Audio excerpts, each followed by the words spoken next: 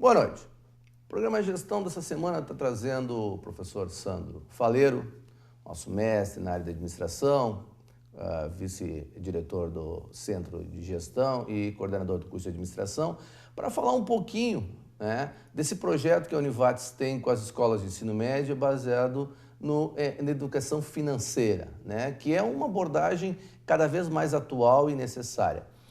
Boa noite, professor Sandro, tudo bem? Boa noite, Charles, tudo bem? Ótimo. Sandro, acabei de fazer o comentário. Educação financeira é uma coisa que antigamente a gente aprendia com os pais, né?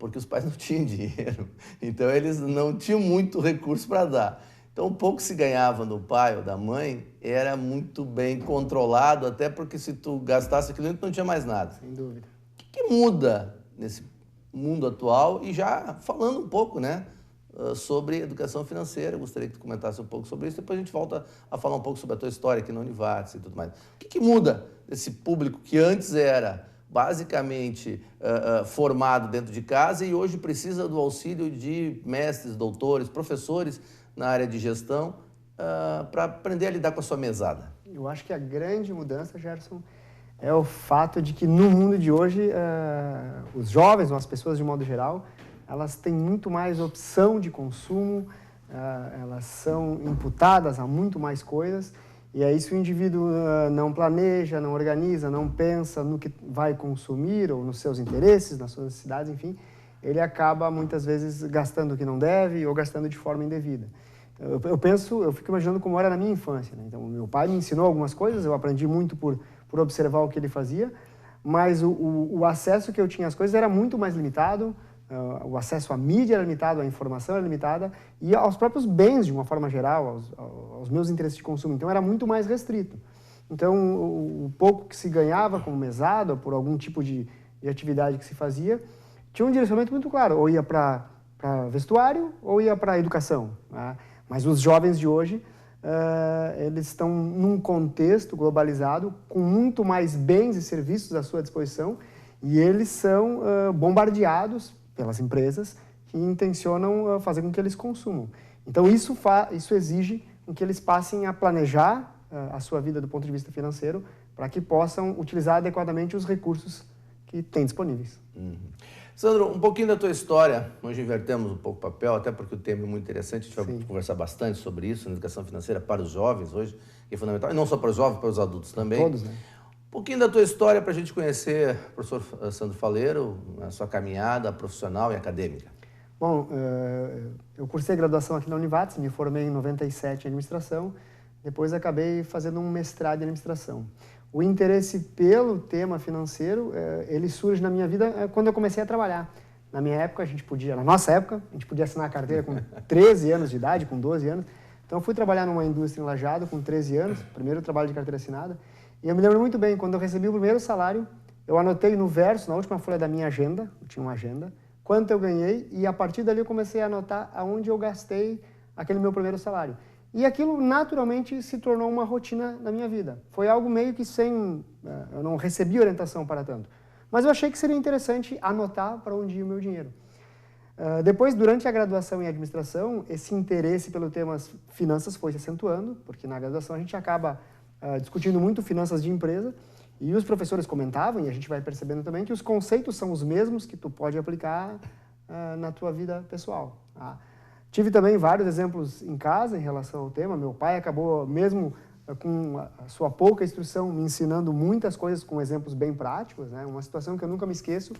Um determinado momento da minha graduação, eu acabei ficando sem emprego e não tinha recursos guardados para pagar mensalidade. Eu tinha um emprego que eu ganhava, pagava mensalidade e sobrava alguma coisa para me divertir, para comprar alguma roupa, enfim. Eu acabei ficando uns 8, 10 meses sem emprego e acabou o dinheiro enfim, eu tive que pedir emprestado para o meu pai para não parar de estudar. Ele disse que me emprestava e me disse claramente desde o primeiro mês, eu te empresto, nós vamos anotar num caderninho e eu vou te cobrar juros de poupança. E ele foi anotando lá, depois eu arrumei um emprego, voltei a pagar a minha mensalidade. Quando sobrava um dinheirinho, eu comecei a pagar ele de volta. E eu fui pagando e ele sempre me cobrando juro e anotando no caderninho dele. E aquilo foi me deixando muito bravo. Porque o meu pai estava cobrando juros de mim. Era um juro de poupança, um juro muito amigável, mas estava me cobrando juros. E eu sempre pagando. Deu um ano e meio e eu paguei tudo que eu devia para ele. Não, foram 6, 7 meses de mensalidade e eu acabei conseguindo pagar. Quando eu fiz o último pagamento, ele disse, agora espera um pouquinho. Ele foi no quarto e voltou com o dinheiro do juro e me devolveu. Aí ele me disse, isso aqui é só para te aprender que o dinheiro tem valor, mas o juro eu não vou te cobrar. Ele me devolveu o juro. Então isso me marcou muito e eu acabei compreendendo que eu precisava buscar mais conhecimento sobre isso. E aí aqui na Univates também convivendo depois de fazer o mestrado, eu acabei participando de um concurso para me tornar professor, acabei me tornando professor na instituição, lecionando no curso de administração e comecei a conviver com vários professores e alguns desses professores trabalhavam com a temática de finanças. O professor Helene Salve, que hoje é o nosso gerente do nosso parque tecnológico, o professor Rodrigo Dulles, da área de finanças, o professor João Batista Gravina, da área de finanças, o professor Luiz Fernando Andres, que é um economista, mas que sempre também está comentando conceitos financeiros, né? E aí, em 2009, o professor Eloni fez a sugestão de a gente apresentar um projeto para a instituição para fazer uma atividade de extensão com alunos do ensino médio, com alunos das escolas da região de ensino médio. E a proposta dele é que a gente levasse o tema finanças pessoais para os alunos de ensino médio. Naquela época, entre 2009 e 2010, já começava a surgir um pouco mais de informação sobre esse tema. Começavam a aparecer pautas na mídia, textos em jornal, algumas matérias em programas de televisão de veiculação nacional. E aí o professor Eloni sugeriu que a gente trabalhasse o projeto, nós propusemos o projeto para a instituição aprovou e aí iniciamos em 2010 com esse projeto de extensão em finanças pessoais para alunos do ensino médio. Sandro, você colocou uma coisa que eu acho que é fantástica, a questão da educação, né? A educação é de berço, de casa. Sem dúvida. Eu tenho uma opinião muito clara sobre isso, que não é na escola que você vai encontrar. Mas na escola você também encontra bons exemplos, que eu acho que é o que mais importante. É por isso que nós, nas instituições de ensino, seja ela instituições de ensino médio, fundamental ou superior, todos eles buscam dar exemplos. Quantos exemplos já foram dados? Quantos alunos nós temos hoje já atingidos por esse projeto maravilhoso que a gente tem de educação, finanças pessoais, né, para jovens de ensino médio no Vale? Bom, agora em 2016 nós já estamos no 6º ano de edição do projeto. Então, o projeto iniciou as suas atividades em 2010 e foi sendo reapresentado para a instituição, para a Univates a cada ano, para que ele tivesse continuidade no ano seguinte, porque os alunos do ensino médio eles se renovam a cada ano. Como a proposta do projeto é atender preferencialmente alunos do 3º ano, mas em algumas situações também alunos do 2º ano, é um público que a cada ano se renova nas escolas. Então, a nossa proposta inicial, no 1º ano, era realizar 20 cursos de finanças pessoais, com turmas de até 40 estudantes. Tá? A gente imaginava atingir pelo menos 900 estudantes por ano, num contexto de que nem todas as turmas teriam 40 estudantes, mas para nossa foi algo muito interessante. Em algumas situações, o número de estudantes até foi maior do que grupos de 40 estudantes. Então, em média, a gente atendeu cerca de 1.000 alunos por ano. Fechamos o ano de 2015 com mais de 5.000 alunos atendidos. Acho que eram 5.078. A gente tem um controle disso, porque a gente registra a presença, coleta a assinatura dos estudantes. Evidências, né? Evidências. Então, mais de 5.000 alunos passaram pelas oficinas de finanças pessoais. E o interessante do projeto é que ele é um projeto que varre o Vale do Taquari todo. Então, o mais comum é a gente realizar 25 cursos por ano, em 20 escolas diferentes. A gente dificilmente repete curso em escola. A gente repete o curso na mesma escola quando tem aula manhã e noite. Então, a gente vai, atende o pessoal da manhã e atende o pessoal da noite também. Mas o mais comum é atender muitas escolas e em muitos municípios. O número médio é entre 18 e 20 municípios diferentes, todo ano. Cerca de 20 escolas, às vezes até 21, 22 escolas diferentes. E normalmente 25, 26, 27 turmas de alunos. O nosso objetivo no projeto é 25. Mas se surge mais alguma solicitação de alguma escola, a gente atende, vai além do projeto, faz 26, 27 oficinas por ano.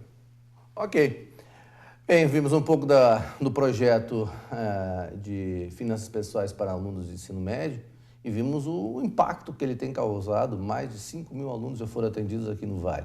Vamos ao nosso intervalo, depois a gente volta para conhecer um pouco mais desse projeto, já detalhando, né? Como funciona, o que acontece, resultados, né, que são super importantes. Não adianta a gente só expor, mas também tem que provocar o jovem para que ele também compreenda e aplique todo esse conhecimento que está sendo desenvolvido. Vamos para o nosso intervalo.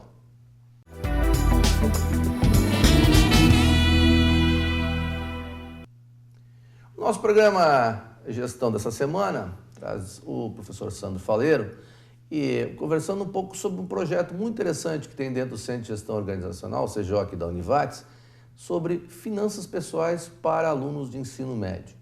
Professor Sandro, mais de 5.000 alunos foram atendidos desde 2010. Quantas escolas estão envolvidas? Há perspectiva de expandir para outras cidades? Porque hoje a Univates tem muitos alunos que são fora do Vale do Taquari. A gente fala muito do Vale do Taquari, mas hoje tem alunos de Carlos Barbosa, Guaporé, Santa Cruz, Venâncio, só para citar alguns exemplos de cidades que são muito próximas e que também têm alunos aqui.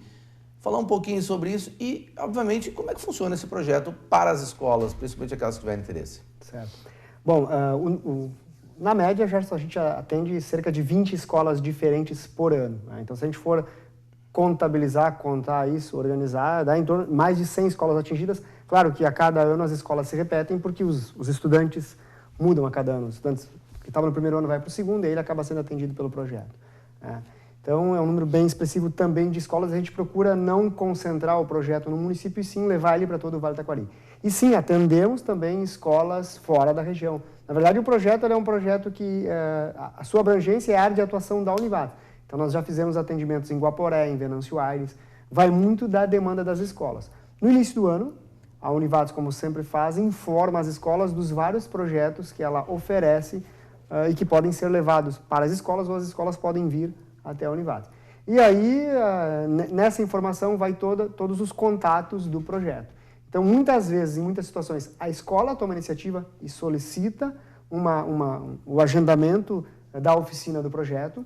Muitas vezes, escolas que já participaram, elas já sabendo do projeto, porque já tiveram o projeto nas suas dependências, logo no início do ano já ligam para agendar. Então, a coordenação pedagógica da escola lembra do projeto e já solicita porque os alunos se renovaram. Em algumas situações também, a coordenação do projeto, enfim, toma a iniciativa de fazer um contato com as escolas, a gente tem todo o mail list das escolas, para também ofertar. Então, a iniciativa do contato inicial pode ser da escola, pode ser nossa.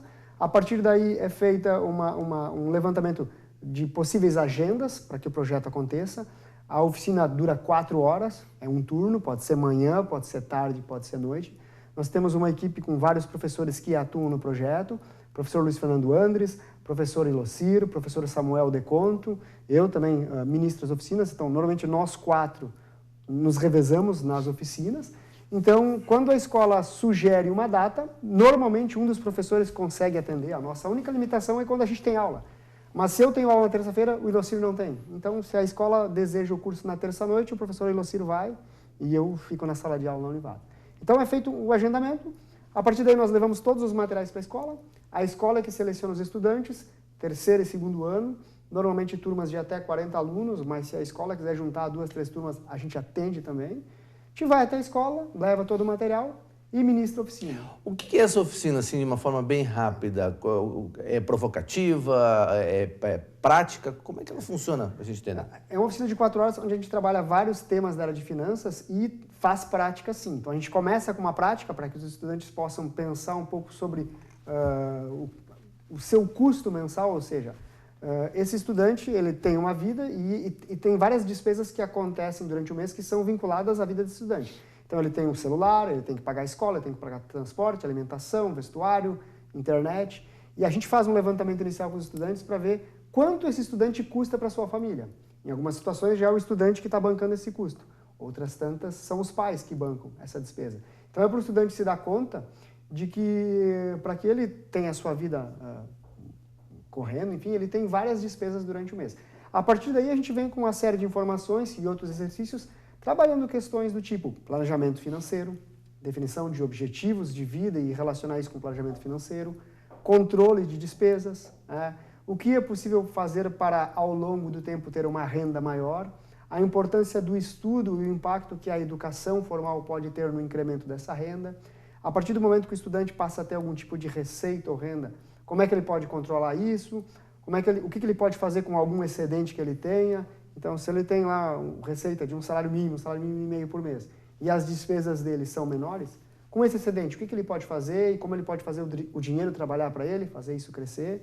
gente trabalha também no final alguma questão relacionada a investimento e algumas orientações sobre negociação na hora de planejar e pensar o consumo de coisas. Mas são oficinas práticas e a gente vai interagindo com os estudantes a manhã toda.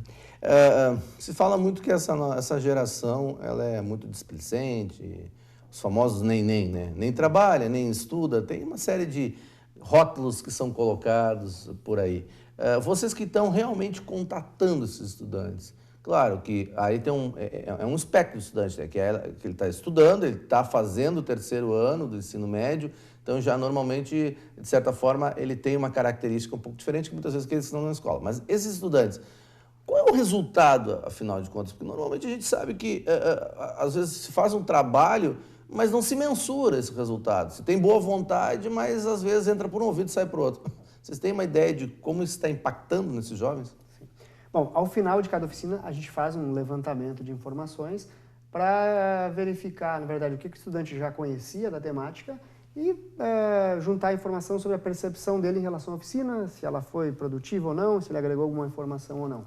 Mas essa coleta de dados, ela se faz na presença de quem ministrou a oficina. A gente sabe que isso pode inibir um pouco a manifestação dos estudantes. A gente já teve, decorrente do projeto, alguns trabalhos de conclusão que foram alinhados ao projeto. Um deles foi o trabalho de conclusão da Karen Kronbauer, uma aluna nossa de administração que se formou em 2015. A Karen foi bolsista do projeto durante 4 anos.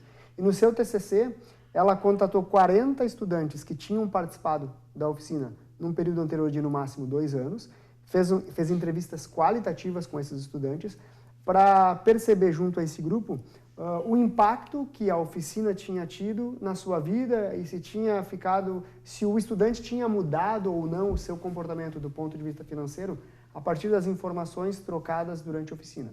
E o resultado foi bem positivo. Cerca de 60% dos estudantes dessa amostra, de um estudo qualitativo, então mais ou menos ali 24 estudantes de um total de 40, manifestaram formalmente que mudaram os seus hábitos do ponto de vista financeiro a partir da oficina, ou seja, passaram a controlar o que ganhavam e onde gastavam. E realmente alteraram alguns hábitos, alguns comportamentos no dia a dia, como, por exemplo, priorizar a compra à vista, pesquisar um pouco mais antes de comprar, comparar mais os preços, pensar o momento mais adequado da compra para conseguir um preço melhor. Então, várias informações que estão presentes no trabalho da Karen foram muito positivas, a gente se sentiu muito satisfeito com isso, porque os estudantes manifestaram que realmente passaram a mudar o seu comportamento financeiro e passaram a prestar mais atenção no informações sobre finanças pessoais, o que aos poucos vai refletindo numa vida financeira. Guardadas as devidas proporções, é o exemplo que teu pai te deu lá no início, quando você falou no bloco. Mais ou menos. A gente sempre coloca isso, né?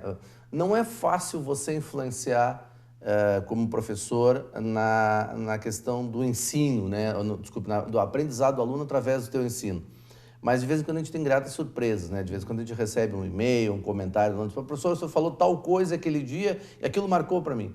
Eu acho que isso que você colocou agora é importante, quer dizer, esse trabalho realmente está dando resultado e repercutindo, ou seja, isso influencia. E isso dá mais gás para continuar o projeto. Não tem dúvida. Esse ano a gente agregou também ao projeto, ao que é oferecido para a escola, o projeto de empreendedorismo. Então a gente trabalha na escola tanto finanças pessoais, como também trabalha em empreendedorismo, geralmente em oficinas separadas, mas são coisas que acabam se combinando em algum momento. Então o sentido disso é realmente despertar nos estudantes do ensino médio o interesse pela temática de finanças pessoais, porque esse estudante, se já não ingressou no mercado de trabalho, em seguida ele vai ingressar. E, de modo geral, o que a literatura nos ensina é que os indivíduos que prestam mais atenção e têm um cuidado maior com a sua vida financeira, fazendo planejamento, pensando nas suas atitudes e comportamentos, e tendo um pouco de cuidado em relação a isso, acabam tendo uma vida financeira mais tranquila. Isso aí, tu vê como é importante, a gente vê como é importante fazer esse trabalho. Muitas vezes tem pessoas que acham que isso não dá resultado, que levar para a escola ações sociais, ações comunitárias não funcionam. Funcionam sim, né? As discussões que envolvem hoje a questão de você ensinar o trânsito na sala de aula, a preocupação quanto às drogas na sala de aula e a questão abordada aqui da questão de finanças pessoais, elas todas são importantes sim. Certamente a gente consegue ter resultados muito interessantes talvez não todo mundo, mas uma boa parcela já mudar já é um grande resultado. Melhor que não se fazer nada. Bem, fechamos nosso segundo bloco, depois nós voltamos a falar um pouco mais agora sobre finanças pessoais no dia a dia de todo mundo, não só do ensino médio. Vamos para o nosso intervalo, depois a gente volta.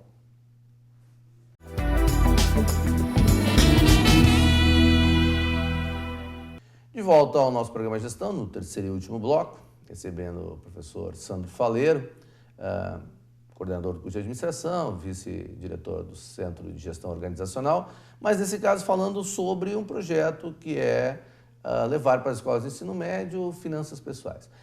Professor Sandro, falamos bastante sobre o projeto. Eu queria abordar um pouco agora o tema finanças pessoais. Bem, não é bem a nossa área, né? A gente sempre diz, né? Normalmente tem profissionais mais especializados.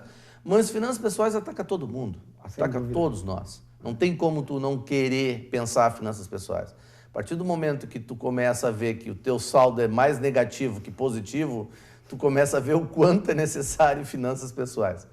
E a gente nota que na sociedade de consumo, principalmente nesses últimos 15, 20 anos, o brasileiro aprendeu da pior forma que tem quanto é necessário saber de finanças pessoais, principalmente pelos índices altíssimos que a gente tem hoje de pessoas que estão inadimplentes, muitas insolventes e até, não se tem esse conceito claro no Brasil, mas eles estão em falência mesmo, ou seja, tem pessoas que não vão conseguir sair sozinhos desse problema.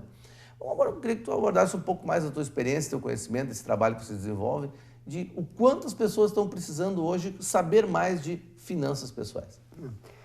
Aí, Gerson, acho que um aspecto importante é retroceder ao início do projeto também. Um dos motivos que fez com que a gente propusesse o projeto para a Univates foi o fato de saber que em países europeus, nos Estados Unidos, o tema finanças pessoais é trabalhado na escola. É uma disciplina que ocorre regularmente durante o ano. Os alunos normalmente têm entre 60 e 120 horas de finanças pessoais por ano durante 2 anos. Né? E no Brasil, isso não faz parte do currículo das escolas. Então, nós todos, a população brasileira de um modo geral, não recebe a educação financeira formal. O que a gente aprende em casa, com amigos, com colegas. Alguns acabam aprendendo na universidade, na faculdade, no ensino superior, mas a gente sabe que é uma parcela pequena da população. Então, de um modo geral, a população brasileira ela não foi educada financeiramente. E isso traz sérios problemas, porque vivemos nos últimos 15 a 20 anos, pelo menos até o final de 2014, 15 anos de um período de crescimento econômico, onde, de um modo geral, a maior parte das pessoas melhorou a sua renda, tá? E nós víamos de uma situação social onde faltava muita coisa na casa das pessoas e na vida das pessoas. Quando melhorou um pouco a renda, as pessoas passaram a consumir. E muitas vezes consumiram sem a medida do que podiam consumir relacionado à sua renda. Então as pessoas foram equipando as suas casas, comprando TV nova, geladeira nova, comprando celular, comprando roupa, comprando moto, comprando carro, e muitas acabaram se endividando, não fizeram as contas desse nível de endividamento, não fizeram a conta de quanto poderiam pagar mensalmente de parcelas de coisas compradas a longo prazo ou com certo prazo. Então, isso gerou esse contexto de endividamento. E também, talvez por isso, o tema finanças pessoais passou a estar tão presente na mídia como está nos dias de hoje. Né? Então, qualquer pessoa hoje que deseje informação sobre finanças pessoais vai encontrar semanalmente programas de televisão abordando aspectos relacionados a finanças pessoais, pautas e matérias em jornal, programas de rádio, e vai encontrar um farto material na internet, e um material gratuito e muito material de boa qualidade. Então, a gente hoje tem muita informação e tem o desafio, então, de fazer com que a população se intere dessa informação, passe a processar isso e passe a adotar isso no dia a dia, né?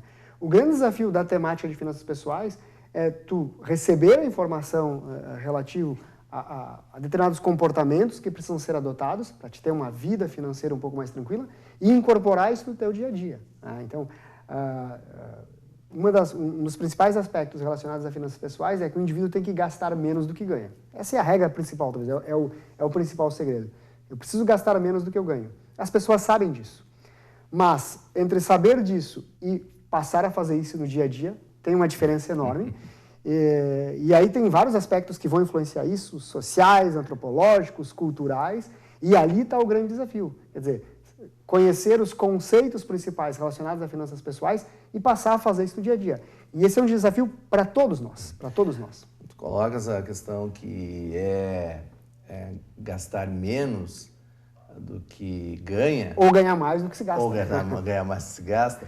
Eu lembrei da questão de emagrecer. Emagrecer tem um conceito muito similar, né? Ou seja, tu não pode comer mais do que tu gasta de energia. E tem uma lógica aí, que é a questão de, afinal de contas, existem alguns alimentos que engordam mais do que os outros. E existem alguns produtos que gastam mais do que os outros, quer dizer, existem alguns comportamentos que fazem você gastar mais do que deveria, porque gastar não tem como. A sociedade de consumo, ela é feita de gastos, né? Tudo que você faz, ou praticamente tudo, talvez o ar seja uma das poucas coisas ainda não se está cobrando, fica difícil. Pela experiência de vocês, estudo de vocês, o que seria hoje o que mais impacta em termos de desequilíbrio financeiro? Vocês têm alguma ideia disso? Principalmente, Gerson, a compra a prazo.